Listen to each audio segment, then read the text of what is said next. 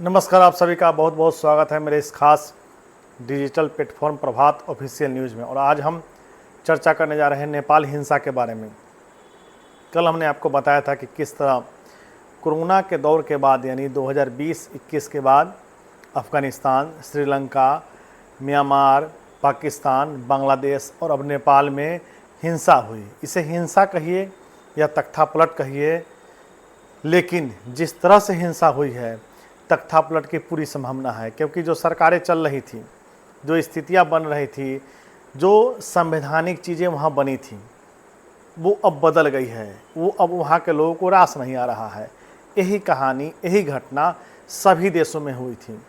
अफ़गानिस्तान में भी वही स्थिति हुई, जब अफ़गानिस्तान के प्रधानमंत्री को जान बचाकर वहाँ से भागना पड़ा।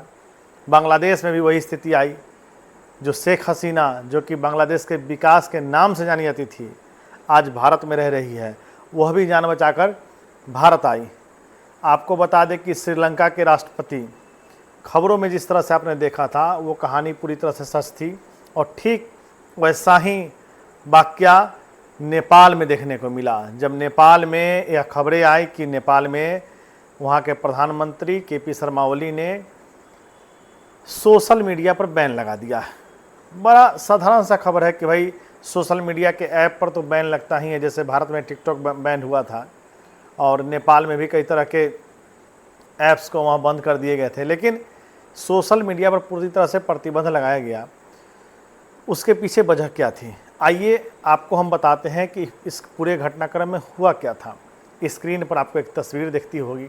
उस तस्वीर में यह दिखाने की कोशिश की जा रही है कि आखिर नेपाल में हिंसा भड़की क्यों थी।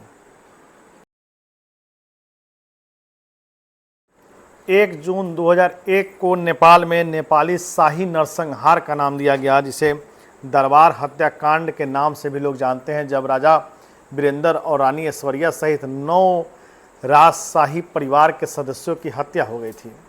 इस हत्या के बाद नेपाल में तख्तापलट का खेल शुरू हो गया और वर्ष 2006 आते आते वहाँ लोकतंत्र की स्थापना हुई, चुनाव हुए और चुनाव के बाद प्रधानमंत्री का चुनाव हुआ। उसके बाद यह कयास लगाया जा रहा था कि जो पहले जो स्थितियाँ थी नेपाल के सामने, शायद वो कम हो। और नेपाल में लोगों ने शायद सोचा था कि नेपाल का विकास बहुत तेज़ी से होगा, लेकिन आपको बता दें कि जिस जिस देश ने चीन से आर्थिक मदद लिया है और चीन से कर्ज लिया है, वह देश आज तक उबर नहीं पाया। श्रीलंका की बात की जाए, पाकिस्तान की बात की जाए, म्यांमार की बात की जाए, बांग्लादेश की बात की जाए, या फिर नेपाल की बात की जाए। हाल ही में अपने नेपाल में भी देखा किस तरह नेपाल चीन के कर्ज के बोझ तले, जो 30 लाख नेपाली चीन से, नेपाल से बाहर रहते हैं, अन्य देशों में रहते हैं, खाड़ी देशों में रहते हैं, वहाँ पैसा भेजते थे। और एक बड़ा हिस्सा उनका मानना था कि भ्रष्टाचार और चीन से लिए हुए कर्ज में ब्याज के रूप में चला जाता है, और इसी बात को लेकर के वहाँ के युवाओं में ज़्यादा गुस्सा था। यही वजह एक खास भी रही कि नेपाल में भ्रष्टाचार का मुद्दा चरम पर था। राजशाही परिवार जो कि सैकड़ों वर्षों तक राज किया, उस राज को फिर नेपाल के लोग याद करने लगे।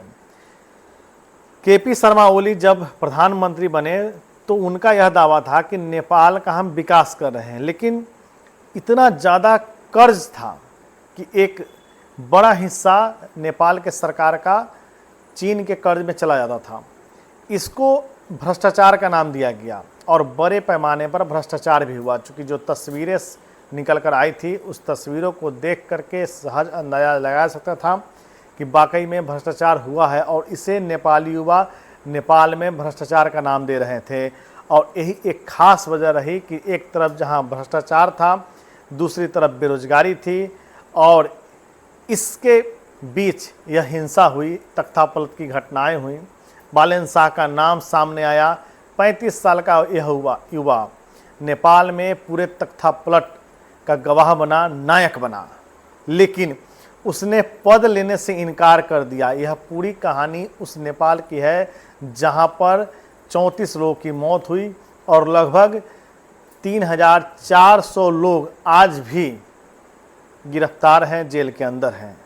ये तमाम खबरें, तमाम अपडेट नेपाल की आपको हम बता रहे हैं, जहां की स्थितियां अब सेना के नियंत्रण में है। सेना यह कह रही है कि हम युवाओं से बात कर रहे हैं और बात करके निष्कर्ष निकाल रहे हैं कि आखिर इसके आगे किया क्या जाए। केपी शर्मा ओली यह कयास लगाया जा रहा है कि वो देश छोड़ चुके हैं, लेकिन उनका जब एक बयान ट्विटर पर सामने आया तो तहलका मच गया। उन्होंने यह सारा ठिकरा भारत पर फोड़ दिया। लेकिन सवाल उठता है कि जो भारत और जिस भारत से कभी बेटी रोटी का नाता था, जिस नेपाल से यहाँ की लड़कियाँ वहाँ ब्याही जाती थी और वहाँ की लड़कियाँ आसानी से ब्याह की जाती थी भारत में, कोई वीज़ा कोई पासपोर्ट आज भी भारत और नेपाल के बीच में नहीं लगता है। इस बीच इतनी बड़ी बात सामने कैसे आ सकती है? भाई, आज तक किसी देश का आप नाम बताइए जिसमें भारत ने उस भारत का वहाँ पर जाके कुछ बिगाड़ा हो। आप किसी एक देश, किसी एक कांड का नाम बताइए जिसमें भारत का योगदान ना हो, कि किसी देश को बर्बाद करने के पीछे भारत का हाथ रहा हो, भारत ने साथ ना दिया हो, भारत के खिलाफ आग उगल रहा हो। उस स्थिति में भारत क्या करता है कि उस देश को मदद करना छोड़ देता है। उतने ही में उसकी स्थिति पूरी तरह से खराब हो जाती है। जिस दुश्मनी को लेकर के केपी शर्मा ओली और जिस बातों को लेकर केपी शर्मा ओली और नेपाल के प्रधानमंत्री भारत का विरोध कर रहे थे, भारत ने कोई ऐसी जवाब नहीं दी, भारत ने ऐसा कोई जवाबी कार्रवाई नहीं किया। और बस इतना ही से आज नेपाल की अर्थव्यवस्था, नेपाल की राजनीतिक स्थिरता, नेपाल का सामाजिक संतुलन सब कुछ समाप्त हो चुका है। संसद भवन जल चुका है, राष्ट्रपति प्रधानमंत्री आवास में आग लगा दिया गया है। जो कुछ सेना के अंदर में भी था उसको भी पूरी तरह से तोड़ फोड़ करके नुकसान पहुंचा दिया गया है। तो ऐसे में सवाल यह उठता है कि क्या इसमें भारत की क्या भूमिका रही है? कोई ऐसी भूमिका नहीं थी। उसके राजनीतिक हालात, उसके यहाँ जो व्यवस्था थी, उससे युवा असंतुष्ट थे।